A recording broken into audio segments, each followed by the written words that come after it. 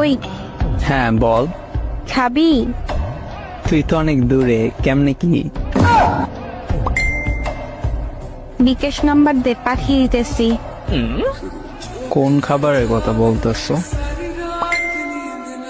Nice. বিকাশে কেমনে?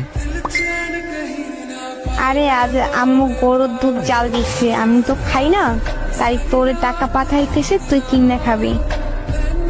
ও, তুই গরুর দুধের কথা বলছো? কেন? আমি আরো ভাবছি কিছু না। লজ্জা বেটা। এখন সব দোষ আমার। তো কার? নিজেই তো বলছো খাবি। সব নেগেটিভ ভাবো তো আমার কি দোষ?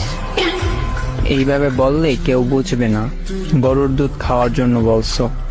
সবাই ওইটাই বুঝবে যেটা তুই বুঝছো।